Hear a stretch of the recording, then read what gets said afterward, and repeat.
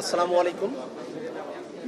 সম্মানিত দেশবাসী এবং সাংবাদিক বন্ধুগণ, জাতীয় নাগরিক পার্টি এনসিপির পক্ষ থেকে কৃতজ্ঞতা গ্রহণ করবেন। আজকে ঐক্যমত্য কমিশনের আলোচনায় সংসদে নারী প্রতিনিধিত্বের বিষয় নিয়ে কথা হয়েছে। আজকে সেই দিন যেই দিন রাতে ঢাকা বিশ্ববিদ্যালয়ের নারী শিক্ষার্থীরা তাদের হলের গেটের তালা ভেঙে রাজপথে এসেছিলেন এবং ফেসিবাদের পতনধ্বনি তাদের স্লোগানে সেদিন ধ্বনিত হয়েছিল। সেই ঘটনাকে আজকে ঐক্যমত্য কমিশনে স্মরণ করা হয়েছে। আমাদের দলের পক্ষ থেকেও সেই সব নারীদের কাছে আমরা কৃতজ্ঞতা প্রকাশ করেছি, সেই সব শিক্ষার্থী এবং শহীদদের প্রতি আমরা কৃতজ্ঞতা জানিয়েছি। একই সাথে যে নারীরা আন্দোলনে এবং সংকটের সময়টাতে আমাদের জাতির জন্য সবথেকে বড় ভূমিকা পালন করেন, যাদের আন্দোলনে যুক্ত হওয়া আমাদের জাতিকে নতুনভাবে মুক্তির পথ দেখায়, সেই নারীরা তারা যেন দেশে নীতি নির্ধারণী জায়গা সংসদে পর্যাপ্ত প্রতিনিধিত্ব নিশ্চিত করতে পারেন, সেই বিষয় নিয়ে আমরা অনেক আগে থেকে আমাদের দলের তরফ থেকে আমাদের অবস্থান ব্যক্ত করেছি। সংবিধান সংস্কার কমিশন, নির্বাচন সংস্কার কমিশন সহ ঐক্যমত্য কমিশনের তরফ থেকে সংসদে নারী আসন বর্তমান 300 আসনের সাথে আরও 100 আসন বর্ধিত করার কথা প্রস্তাব করা হয়েছে। বর্ধিত যে 100 আসন, সেখানে যেন সরাসরি নির্বাচনের মাধ্যমে নারী প্রতিনিধিত্ব সংসদে আসতে পারে, সে ব্যাপারেই জাতীয় নাগরিক পার্টির তরফ থেকে আমরা আমাদের প্রস্তাবনা উত্থাপন করেছি। আজকে ঐক্যমত্য কমিশন নারী প্রতিনিধিত্বের বিষয়ে সংবিধানে বর্তমানে যে 50টি সংরক্ষিত আসনের কথা বলা হয়েছে, সেটাকে বাদ দিয়ে দলগুলোকে বাধ্যতামূলকভাবে তাদের মোট প্রার্থীর 33% 33% নারী ক্যান্ডিডেট দেওয়ার ব্যাপারে তারা প্রস্তাবনা রেখেছেন।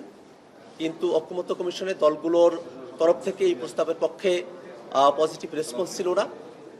সে কারণে আমাদের তরফ থেকে আমরা সংসদে নারী প্রতিনিধিত্ব নিশ্চিত করবার জন্য আমরা একটি মিক্সড পদ্ধতির কথাও আজকে বলেছি, এফপিটিপি এবং টপ আপ পদ্ধতির কথা, যেটা নিয়ে আমরা আরও বিস্তারিত আলোচনা পরবর্তী দিনে করব। কিন্তু আমরা নীতিগতভাবে মনে করি যে সংসদে আইন প্রণয়নের ক্ষেত্রে, সংসদে প্রতিনিধিত্ব করার ক্ষেত্রে নারীদের অংশগ্রহণ সেটা নিশ্চিত করতে হবে। পদ্ধতিগত জায়গায় এখনও পর্যন্ত কোনো সমাধানে না আসা গেলেও নীতিগতভাবে আমরা একমত যে সংসদে 100 নারী আসন সরাসরি নির্বাচনের মাধ্যমে নির্বাচিত হবেন এবং তারা সংসদে প্রতিনিধিত্ব করবেন। দ্বিতীয় যে বিষয়টি নিয়ে আজকে আলাপ আলোচনা হয়েছে, সেটা সংসদের উচ্চকক্ষ। সংসদের উচ্চকক্ষের ব্যাপারে ঐক্যমত্য কমিশনে উপস্থিত অধিকাংশ দল তারা সকলে একটি কার্যকর উচ্চকক্ষের ব্যাপারে তাদের মতামত জানিয়েছেন। উচ্চকক্ষ কিভাবে গঠিত হবে সে ব্যাপারে দুটি ফর্মুলার কথা বলা হয়েছে। প্রথম দিকে একটি হলো মোট ভোটের আনুপাতিক হারে, অর্থাৎ পিএর সিস্টেমে উচ্চকক্ষের প্রতিনিধিত্ব ঠিক হবে, এবং আরেকটি হলো নিম্ন কক্ষের যে আসন বিন্যাস আছে সেই অনুযায়ী উচ্চকক্ষে আসন বিন্যস্ত হবে। এর বাইরে গিয়ে কমিশন আজকে একটি তৃতীয় প্রস্তাবের কথা বলেছিল, যে 64টি জেলা এবং 12টি সিটি কর্পোরেশন এরিয়াকে আলাদা কনস্টিটিউয়েন্সি ধরে সেখানে নির্বাচনের মধ্য দিয়ে 76 জন প্রতিনিধি তারা উচ্চকক্ষে প্রতিনিধিত্ব করবেন। কিন্তু ঐক্যমত্য কমিশনের তরফ থেকে নতুন যে প্রস্তাব করা হয়েছে, জেলা এবং মহানগরকে নিয়ে কনস্টিটিউয়েন্সি করে উচ্চকক্ষ, সে প্রস্তাবের ব্যাপারে ঐক্যমত্য কমিশনে উপস্থিত দলগুলোর তরফ থেকে ইতিবাচক কোনো সাড়া পাওয়া যায়নি। বরং আমরা যেটা খেয়াল করে দেখেছি যে উচ্চকক্ষ কিভাবে গঠিত হবে এই প্রশ্নকে প্রধানতম করে উচ্চকক্ষের প্রয়োজনীয়তার জায়গাগুলোকে নড়েবড়ে করে দেওয়ার একটা প্রচেষ্টা এখানে লক্ষ্য করা গেছে।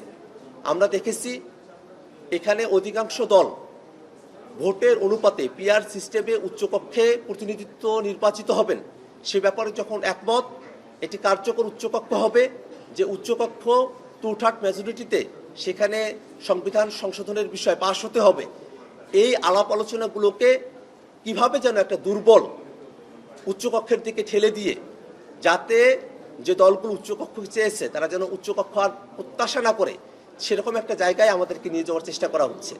আমরা মনে করি উচ্চকক্ষের ব্যাপারে খুবই সুনির্দিষ্ট প্রস্তাবনা, যার মধ্য দিয়ে কোনো একক দলের আধিপত্যের জায়গাটি উচ্চকক্ষে থাকবে না এবং ন্যূনত যে দলটি 1% ভোটও পেয়েছেন তাদেরও একজন প্রতিনিধি উচ্চকক্ষে প্রতিনিধিত্ব করতে পারবেন।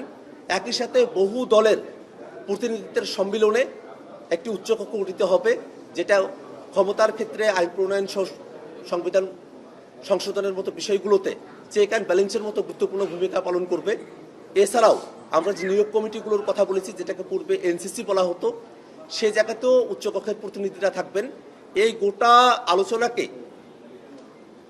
নাই করে দেওয়ার একটা প্রবণতা আমরা খেয়াল করেছি। সে জায়গায় আমাদের স্পষ্ট প্রস্তাবনা হলো উচ্চকক্ষ অবশ্যই বাস্তবায়ন করতে হবে এবং একটি কার্যকর উচ্চকক্ষ বাস্তবায়নের জন্য উচ্চকক্ষে পিআর পদ্ধতিতে প্রতিনিধিত্ব ঠিক করার বিধান অবশ্যই আমাদেরকে একমত হতে হবে। যারা এই বিষয়গুলোতে একমত হতে চান না, তারা আসলে পূর্বেকার যে সিস্টেম সেটাকেই তারা সামনের দিকে কন্টিনিউ করে নিয়ে যেতে চান। নিম্নকক্ষে যত শতাংশ তাদের প্রার্থী রয়েছেন, উচ্চকক্ষে যদি তত শতাংশ প্রার্থী তারা প্রত্যাশা করেন, তাহলে এর মধ্য দিয়ে নিম্নকক্ষের একটা রেপ্লিকা উচ্চকক্ষ হবে, সেটা আলাদা কোনো মেসেজ আমাদের কাছে ক্যারি করবে না। এই অকার্যকর উচ্চকক্ষের প্রস্তাবনা দিয়ে উচ্চকক্ষকে বাতিল করার যে চিন্তা করা হয়েছে, আমরা সেটার বিরোধিতা করছি। একই সাথে আমরা মনে করি উচ্চকক্ষ প্রয়োজন আছে। উচ্চকক্ষের ক্ষমতা এবং কার্যবিধি নিয়ে সামনে আরও বিস্তারিত আমাদের আলোচনা করতে হবে এবং পিআর পদ্ধতিতেই উচ্চকক্ষের প্রতিনিধিত্ব নির্বাচন করতে হবে। ধন্যবাদ। আপনি বললেন যে উচ্চকক্ষের যে ক্ষমতার পরিসীমা সংবিধান সংস্কার কমিশন থেকে যে প্রস্তাবনা দেওয়া হয়েছে, সেটি হচ্ছে অর্থবিল ছাড়া উচ্চকক্ষের অনুমোদন হতে হবে। যদি উচ্চকক্ষ 2 মাস ডিলে করে, তাহলে সেটা রাষ্ট্রপতির কাছে নিম্নকক্ষে পাঠাবে, সেটা পাশ হয়ে যাবে। এই যে উচ্চকক্ষের ক্ষমতার যে সীমাবদ্ধতা, এটি নিয়ে আসলে কথা বলেছি। আজকে উচ্চকক্ষের কার্যাবলী সম্পর্কে সেখানে অর্থ বিল ব্যতিরেকে অন্যান্য বিলগুলোর কথা সেখানে বলা হয়েছে, কিন্তু সংবিধান সংশোধনের যে বিল সেটাকে একটা আলাদা এজেন্ডা হিসেবে রেখেছে ঐক্যমত্য কমিশন। এই কারণে আজকে সংবিধান সংশোধনের ক্ষেত্রে উচ্চকক্ষের ভূমিকার বিষয়টি কী হবে সেটা আলোচিত হয়নি, কিন্তু আমাদের তরফ থেকে আমরা কমিশনের কাছে প্রস্তাব রেখেছি সংবিধান সংশোধন করতে হলে নিম্নকক্ষ উচ্চকক্ষ 2/3 মেজরিটি প্রয়োজন হবে এবং বিশেষ বিশেষ কিছু আর্টিকেলের ক্ষেত্রে গণভোটে সেটাকে পাশ হতে হবে। এটা আমাদের তরফ থেকে প্রস্তাবনা করা হয়েছে এবং উচ্চকক্ষের এনসিসিতে তাদের ভূমিকার কথা বলা হয়েছে। উচ্চকক্ষের স্পিকার, ডেপুটি স্পিকার সহকারে আরও অনেকের সেখানে যুক্ত থাকার কথা বলা হয়েছে। অনেকগুলো কার্যপ্রণালীর কথা বলা হয়েছে, যেগুলো নিয়ে সামনের দিনে আমরা আরও বিস্তারিত কথা বলবো। আক্তার ভাই, আপনারা বললেন যে উচ্চকক্ষকে দুর্বল করার একটা প্রক্রিয়া মানে আপনারা দেখছেন, তাহলে এটা স্পেসিফিক করে বলেন যে এটা কি কমিশনের পক্ষ থেকে আপনাদেরকে দুর্বল করার মানে উচ্চকক্ষকে দুর্বল করার ব্যাপার, না রাজনৈতিক দলগুলো? আরেকটা প্রশ্ন হচ্ছে, কমিশন নারী দের আসন সংখ্যা বললো যে 33%-এর কথা, আপনাদের দল থেকে স্পেসিফিক কত পার্সেন্টের কথা বলা হয়েছে, 10 থেকে 15 বা এরকম কোনো স্পেসিফিক, যদি এটা একটু বিস্তারিত বলতেন। নারী আসনের ক্ষেত্রে আমরা সরাসরি 100 আসনেই নির্বাচন চেয়েছি, কিন্তু যেহেতু পদ্ধতিগত জায়গায় ঘূর্ণায়মান হবে নাকি 3টি আসন মিলে একটি আসন হবে, এই সিদ্ধান্তে এখনো পর্যন্ত কনক্রিটলি পৌঁছানো সম্ভবপর হয় নাই। সেক্ষেত্রে আমরা আজকে কমিশন যে প্রস্তাবনা দিয়েছে, সে প্রস্তাবনার সঙ্গে সাপ্লিমেন্টারি হিসেবে পূর্বেকার এফপিটিপি পদ্ধতিতে সংরক্ষিতভাবে দলগুলোকে অন্তত 15% নারী প্রার্থী দেওয়ার বাধ্যবাধকতার কথা বলেছি। পাশাপাশি একই সাথে টপ আপ পদ্ধতিতে বাকিরা যারা অংশগ্রহণ করলেন নির্বাচনে, তাদের থেকেও যেন প্রতিনিধিত্ব নির্বাচিত হয়ে আমরা যেন সংসদে 100 নারী আসন আমরা নিশ্চিত করতে পারি, সেই একটা মিক্সড ফর্মুলার কথা আমরা আজকে বলেছি।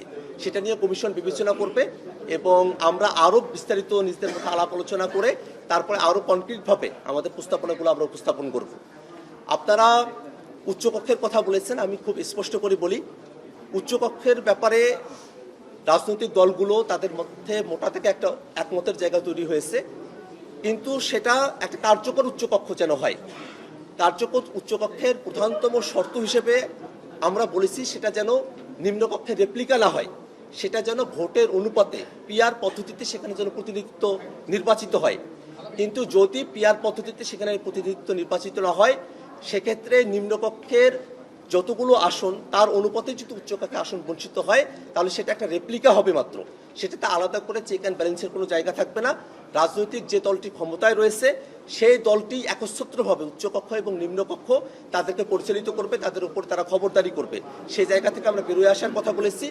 কিন্তু দুই একটি রাজনৈতিক দলের তরফ থেকে একটি অকার্যকর উচ্চকক্ষের প্রস্তাবনা নিয়ে এসে উচ্চকক্ষের ধারণাকেই আমাদের থেকে কমিশনের প্রস্তাবনার বা আলোচনার ঐক্যমত্যের জায়গা থেকে সেটাকে বাইরে রাখার একটা আলাপ আমরা এখানে লক্ষ্য করেছি, সে কথাকেই আমরা আপনাদের কাছে উত্থাপন করেছি।